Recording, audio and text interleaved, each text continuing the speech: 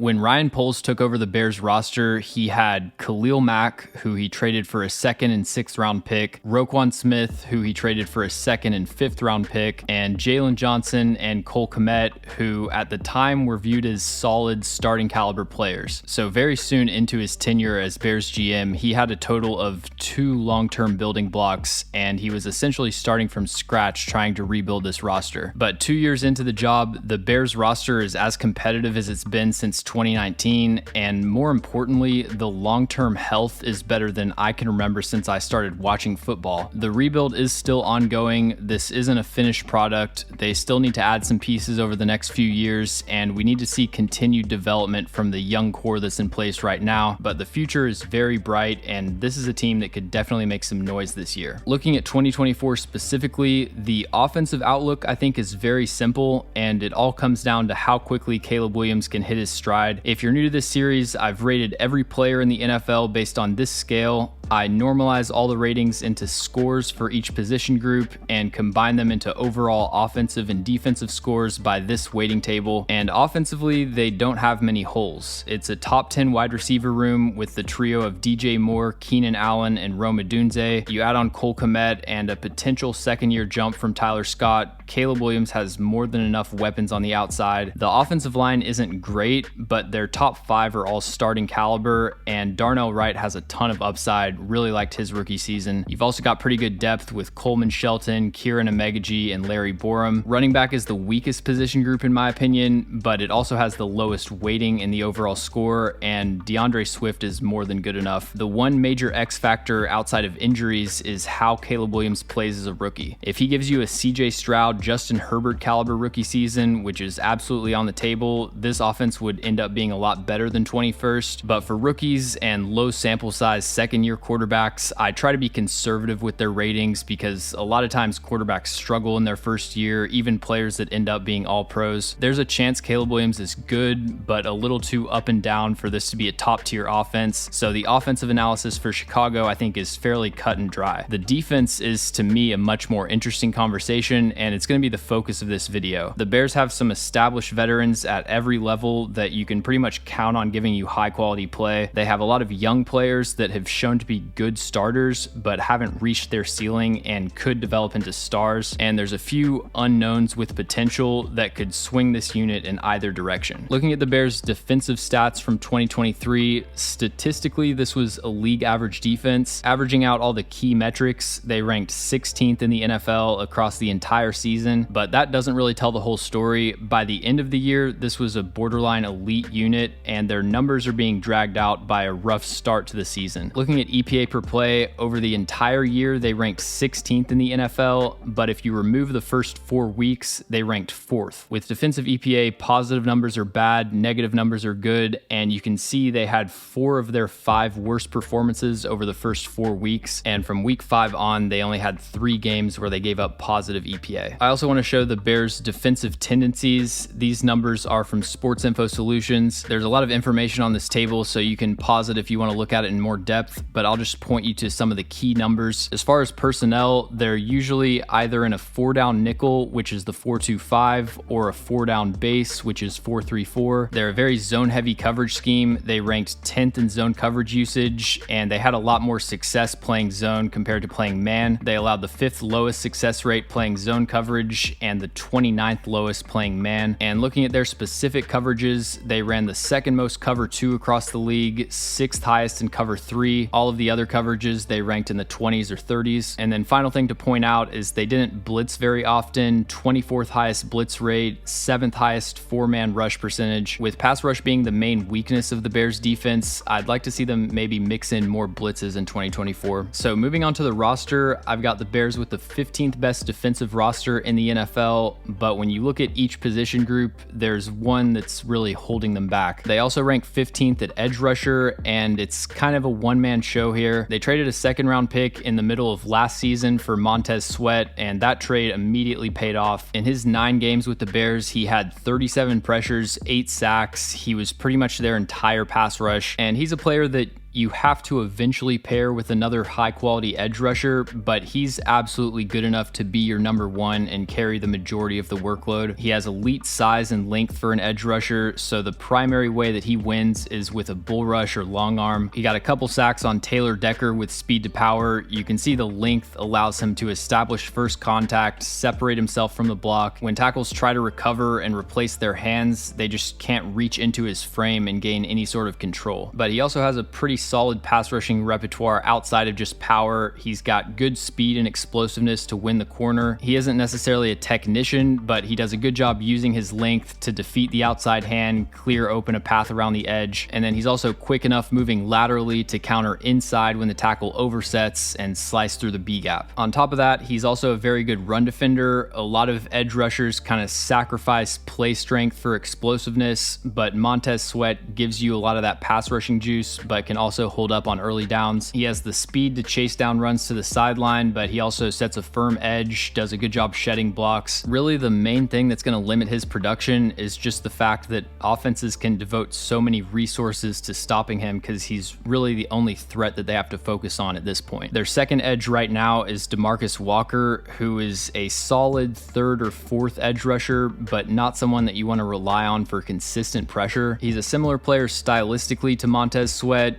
Good size, solid power rush. He can win occasionally with a chop or a swipe, but the main way that he gets to the quarterback is by going through offensive tackles. If he's just a complimentary pass rusher that you rotate in for 15 snaps a game as fresh legs, he's a valuable player, but he's going to be asked to carry a lot more of the load than he probably should. The rest of the edge rushers are pure projections. I really liked Austin Booker as a prospect. I think that was a great pick. They took him in the 5th round, and he was such a difficult projection to really pinned down. He's only played 505 career snaps. Pretty much all of those came in 2023. He's very light for an NFL edge rusher. Definitely needs to add weight before he can even see the field. On tape, there's times that he looks like a really good athlete, but he had very disappointing combine testing. An early declaration probably would have come back to school, in my guess, if he knew he was going to test like that. But then despite his lack of experience, he's actually got a highly developed pass rushing moveset. Lethal inside counters, another player with really long arms, and he's able to win with a long arm and push pull. I could see this one going in either direction. It wouldn't surprise me if we just never hear from him in the NFL, but he also has Pro Bowl potential. As for next year though, I don't think he's a player you can really rely on for much production. Dominique Robinson was a 5th round pick in 2022. He's been one of the least productive pass rushers since he came to the NFL. Out of 121 qualifying edge rushers, he had the lowest pressure rate at 3.42%, almost 2% lower than the next lowest. He has the traits to develop potentially, but I don't have much faith in that happening. And then Jacob Martin has bounced around for a few years. He's actually a decent speed rusher. I checked out his tape from last year with the Colts, and I was actually pleasantly surprised. There isn't a ton of upside for more development. He's almost 29 years old, and he doesn't really offer you much on early downs, but he does have some juice as a pass rusher, and I think could work his way into the rotation. So again, they come out as the 15th best group of edge rushers, and it's really all on Montez Sweat's shoulders. That's got to be the top priority next offseason, is finding someone that you can pair with Sweat. And I promise we're going to get more positive as we go down the list, but the Bears' main weakness on defense is the defensive line, which ranks 31st in the NFL. But in this case, I actually think there is some upside that they could exceed this rating. They took Gervon Dexter and Zach Pickens in the 2nd and 3rd round of the 2023 draft. I'm a big fan of that strategy of doubling up at a position of need, and Dexter showed flashes as a rookie that have me pretty optimistic that he could be a high quality starter down the line. The question is just whether or not that happens next year. He ranked in the top 30 in pass rush win rate, pressure rate, and sack rate. His bull rush was actually very effective as a rookie, which is kind of surprising because he doesn't play with great pad level. It's difficult for a player like him who's 6'6" to really get low enough to generate much displacement, but he's quick and explosive enough that he can push the pocket and generate a lot of pressure using his power rush. And to kind of augment that bull rush, he does a really good job using his hands to pry open a shoulder and win an edge into the pocket, so the blocker can't really square up with him 100%. And then there were flashes of him winning with his hands and being able to cross the blocker's face and use his quickness to pressure the quarterback. You see this play, he beats Penei Sewell with an inside club swim, almost forces an interception. He doesn't always have a precise pass rushing plan, and that's something that will improve as he gets more experience, but the potential as a pass rusher is definitely there. He struggled some as a run defender in his rookie season. He ranked 92nd out of 100 in PFF run defense grade, and I don't think his tape as a run defender was great,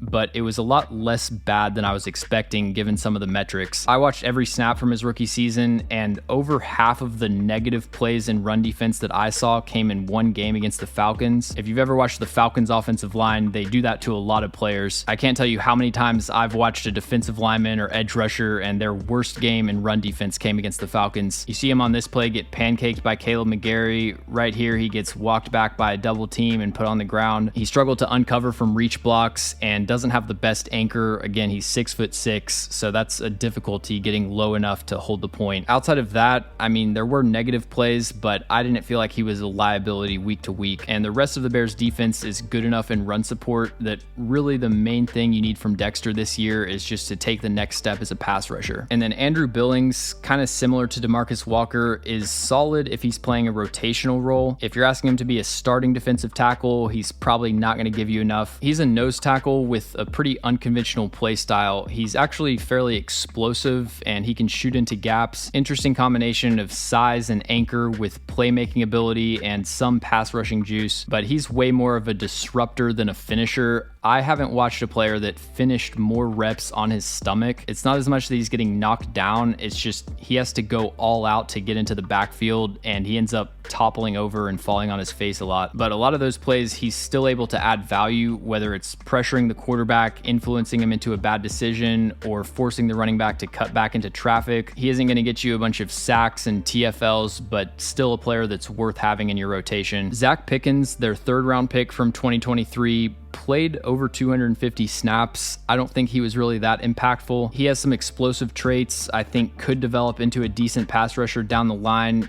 Didn't really show much in the way of technique as a rookie. He was able to win with a bull rush occasionally, but the overall move set was lacking. His run defense wasn't great, but he did make some plays. This is a really nice rep against the Lions. Shoots into the A gap, draws the holding penalty, forces the cutback. He has the speed to run down the line of scrimmage, keep up with outside zone. He doesn't have a great anchor.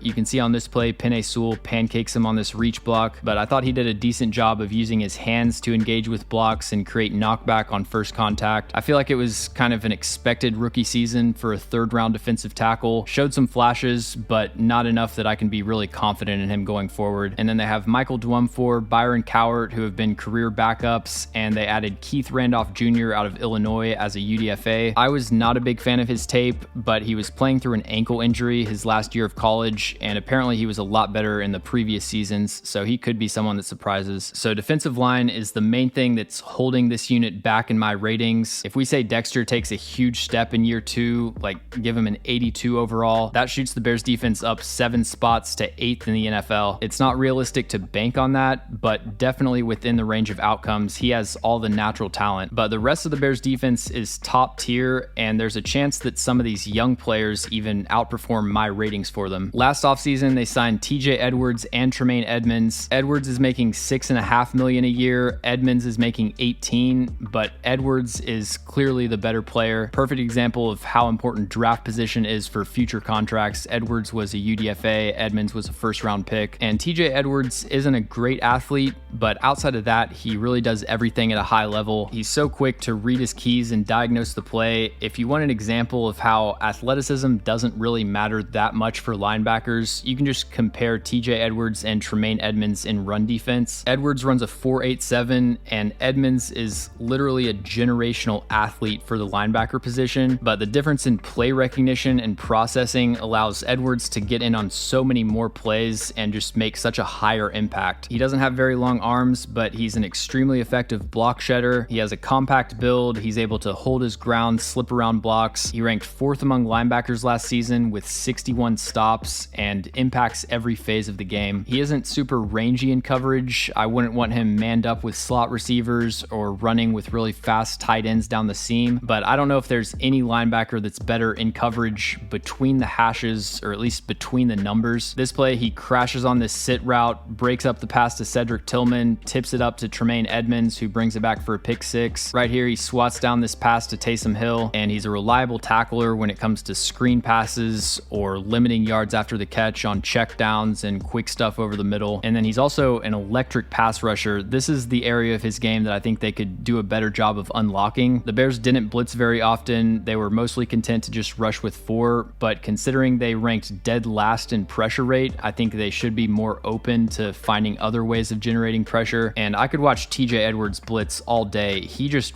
wrecks running backs in pass pro. This play, he steamrolls Alexander Mattison, gets the strip sack on Kirk Cousins. Right here, he pancakes Kareem Hunt, gets in on the sack on Joe Flacco. It's not going to entirely fix their pass rushing issue, but definitely a good place to start. And then Tremaine Edmonds had a disappointing first year in Chicago considering how much they paid him and how good he looked in his final year at Buffalo. He started off the year really bad, but after the first few weeks, he regressed to probably average. The main place that he adds value is as a cover linebacker. There aren't many linebackers in the NFL that have the range of Tremaine Edmonds. He can effortlessly run with tight ends down the seam. He's got the length to reach into passing lanes. At 6'5", 250, he's so light on his feet, moving backwards, hopping from zone to zone. This play against Atlanta, he drops the interception, but really good example of his movement skills and coverage. He's got the sideline to sideline range as a run defender, but also chasing down screen passes. And if you just check his ESPN box score, some people might say that he had his career season in coverage last year. 4 interceptions, had never had more than 2 up to that point, but he also allowed 5 touchdowns, almost double the amount of yardage as he did in his last year at Buffalo. And most of his interceptions were either thrown right to him or tipped up by another player. He has the potential to be an elite cover linebacker, and he showed it for a full season in Buffalo. Maybe there was an adjustment going to a new defensive scheme and he just needed a year to work everything out. It's not like he was terrible in coverage, he was just unremarkable. But you want him to get as close as he can back to that form because he doesn't add a whole lot in run defense. He isn't bad, he's a league average run defending linebacker, but with his athletic traits, he should be so much better than that. He has the dream size, length, speed combination. He can win pursuit angles in his sleep, outpace the flow of the run. He has the length and play strength to be a dominant block shedder. You hardly ever see him get put on the ground. When he is fully engaged and he has an opportunity to stack and shed, he's put out really good tape that shows he can do that at a high level, but he still just doesn't read plays quickly enough to stay ahead of blocks, and he ends up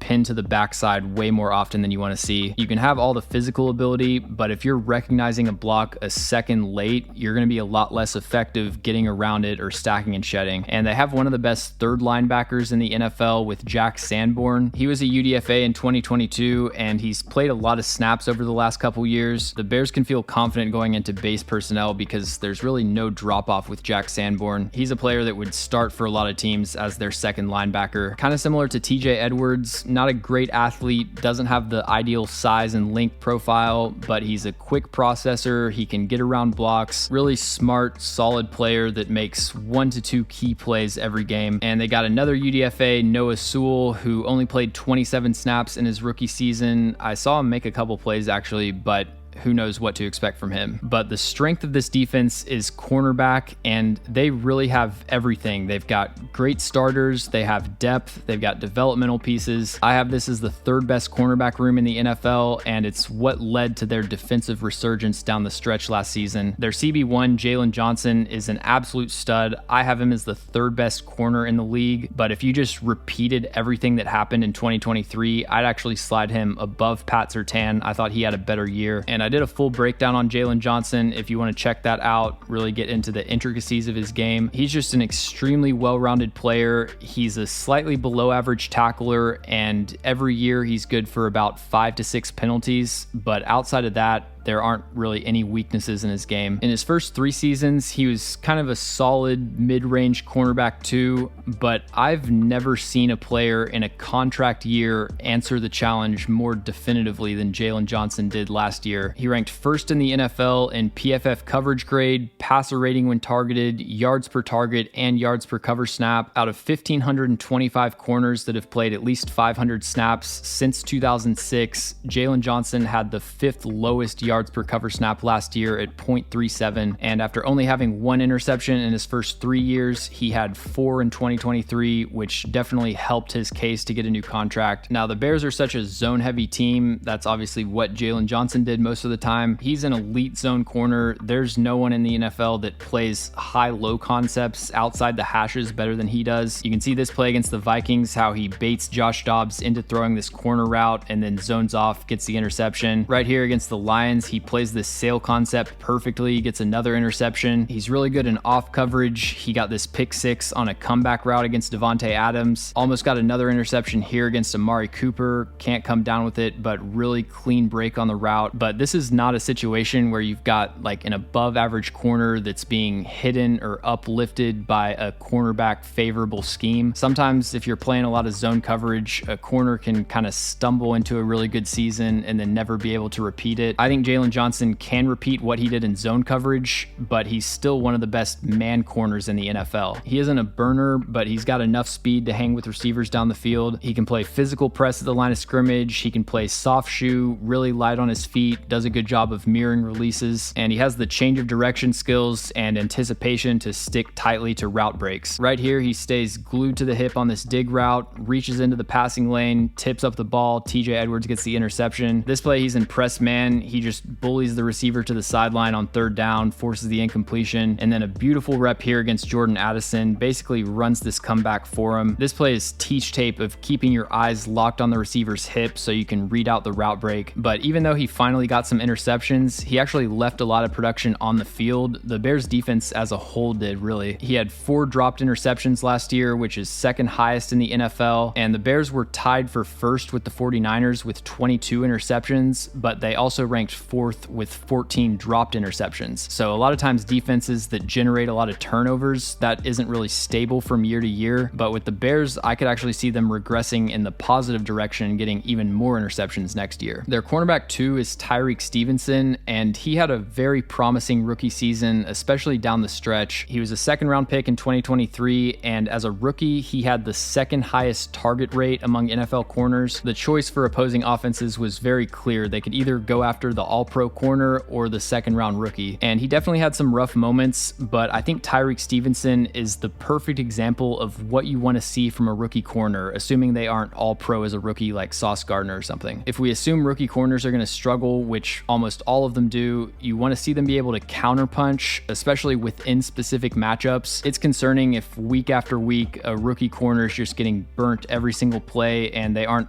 able to come back with plays of their own. But you look at a matchup like week 7 against Davante Adams. Tyreek Stevenson, when he was covering Davante Adams, was targeted 9 times. He gave up 5 receptions for 49 yards, didn't allow a touchdown, but he should have if the pass was accurate. But he also had 2 pass breakups and a couple other really nice reps where he wasn't targeted. There isn't any rookie corner that's going to line up against Davante Adams and shut him down. You want to see them be able to take some punches, give some punches. At the end of the day, the stat line isn't going to look great, but they at least remain competitive, and you can see what success looks like with more consistency. And then the other thing you want to see from rookie corners, and really all rookies, is improvement over the 2nd half of the season. I'll put up his stats from the 1st half to the 2nd half of the year, but it's clear how much he improved down the stretch, and I think he should be a high quality starting corner going forward. Like Jaylon Johnson, he's really good in zone coverage. He actually had the lowest man coverage grade in the NFL according to PFF. I don't think it was as bad as that number might look. First of all, he only played 97 man coverage snaps. Most of the other qualifying corners are well above 100, so it's a very small sample size. A lot of the stuff he gave up in man coverage was like not being able to keep up with a crossing route where he was either an off or he was trying to fight through traffic through a rub route or something. Compared to other stuff, that's a lot more fixable, but I also don't think he's great in press coverage if he isn't getting hands on the receiver early. What he really brings to the table is length and straight line speed. He's got decent mirror skills and change of direction, but that's not the strength of his game. For him to just kind of mirror the release and not make contact, I don't think that strategy is maximizing his skill set. But overall, I'm really excited about Tyreek Stevenson. I think at the minimum, he's an average starter. He has the upside though to be a true top 10 corner. And rounding out the starting corners, we've got Kyler Gordon,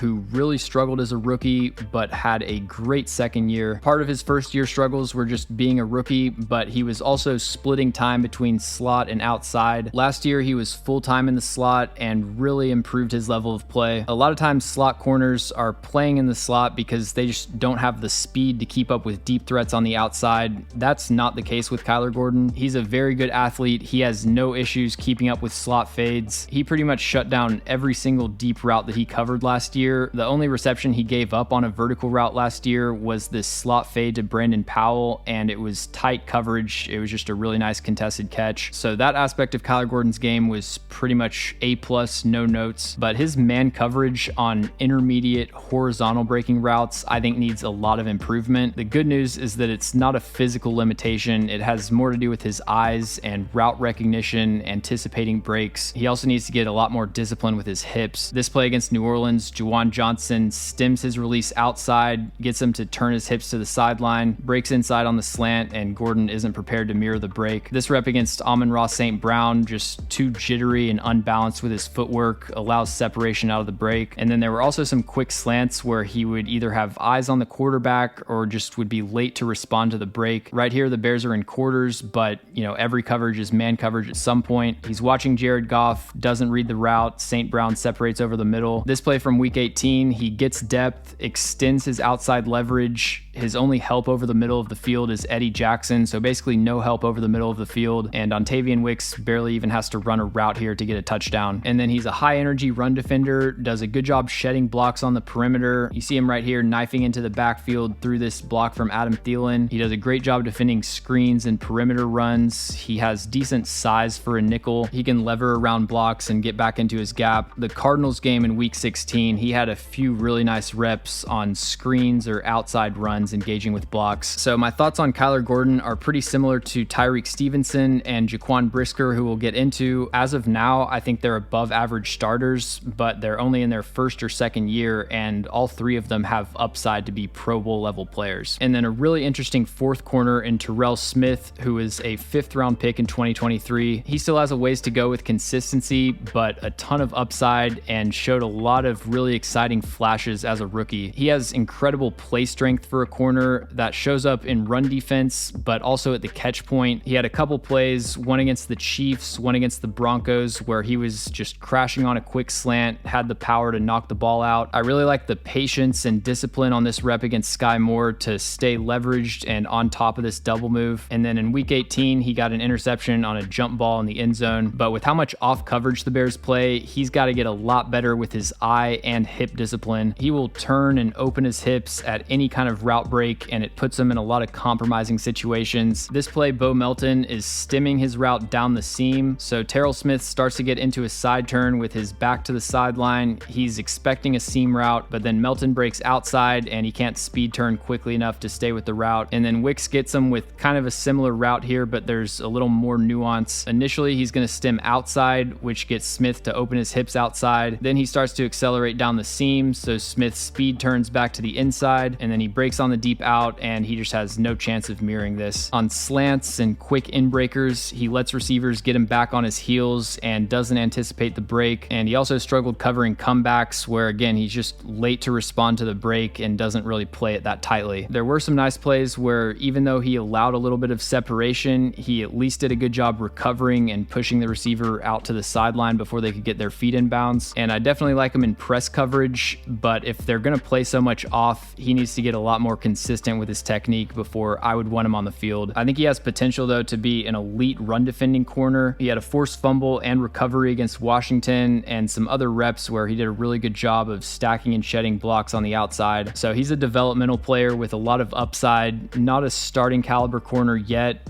but still a lot better depth at CB4 than most teams have. And then to round out the cornerback room, they've got Jalen Jones, who is a UDFA in 2022, played some in his rookie season season, and Greg Stroman, who was a 7th round pick in 2018 and has been a backup for most of his career. The safety room is not great, but it's good enough considering the other players they have in the secondary. Jaquan Brisker falls into the Kyler Gordon tier of solid, above average starters right now, with the potential to be a lot more than that. He was their second round pick in 2022, and he's been a solid day one starter. Really good run defender, hard hitting in coverage. This play, he lays a hit on St. Brown and gets the pass breakup, and then a really nice rep here in the deep half in cover 2. They try to throw this hole shot on the slot fade. He triggers to the sideline, lays a hit, forces the incompletion. Like Jalen Johnson, I thought he left a lot of production on the field. He had several dropped interceptions, and I think people could view his second year a lot differently if he was able to convert some of those. But for the most part, he's a steady presence in zone coverage. He just doesn't have elite speed, so I don't really trust him as much in man. Even tight ends sometimes can separate from him down the field, but he really improved as a tackler in his second year. Like I said, he's a productive run defender. Out of 80 safeties, he had the second highest run stop rate in the NFL. He did play slightly over half of his snaps in the box, but there are other safeties that have that kind of snap split. Out of Gordon, Stevenson, and Brisker, I probably have the least confidence in Brisker to be a Pro Bowl caliber player, but he definitely has a chance to get there, and even if he doesn't, he's already a capable starter. And then Kevin Byard as their second safety is a bit of a question. He's definitely on the downswing of his career, had his worst season by far in 2023. You can see on tape he's not as athletic as he used to be, but I don't think he's completely done unless we see another huge drop off in his athleticism. I think he can at least be a stopgap option as their second safety. He's still a very smart player in zone coverage. This play, he undercuts this deep over in the red zone and gets the interception. He has good ball skills, good route recognition. There aren't going to be many coverage busts, at least in terms of like mental mistakes, but there definitely was a drop off in athleticism last year. You see this play against the Bills. They're in cover 2. He just can't get over from the deep half to the sideline quickly enough to defend this route. There was this rep from the wild card round where he just can't recover his pursuit angle and ends up giving up a touchdown as the last line of defense. Even in his prime, man coverage was never a big strength of his. He gave up a catch to Travis Kelce, also gave up some plays to CeeDee Lamb and Stephon Diggs, which should be expected for a safety covering elite receivers. I think he'll probably be a slightly below average cover safety, but not a liability yet at this point in his career. But what you can count on from Kevin Byard is elite run defense and very consistent tackling. PFF grades aren't everything, but in his last 7 seasons, he's had 5 with a run defense grade over 83, and the other 2 years were 78 and 74.6, and he's consistently been one of the best tackling safeties in the NFL. His missed tackle rate is anywhere between 4 to 6% each year. You've got 2 safeties who are probably best suited as box safeties. I don't love how the skill sets mesh together, but with good cornerback play, I think it should be enough to get by. And then Jonathan Owens, they brought over from Green Bay. He was forced to start last year, and he's not a starting safety, but solid depth. And Elijah Hicks was a 7th round pick in 2022. I didn't think his tape was very good, at least last year. So that's going to do it for this video. If you want to see all of the ratings and roster breakdowns for each team, I've got that up as a web app, which is linked in the description. There's a sortable table with all of the ratings, and you can click on the row and see pretty much all of the graphics that showed up in this video. And if you enjoyed the video, make sure to like and leave a comment. It really helps grow the channel, and it's greatly appreciated.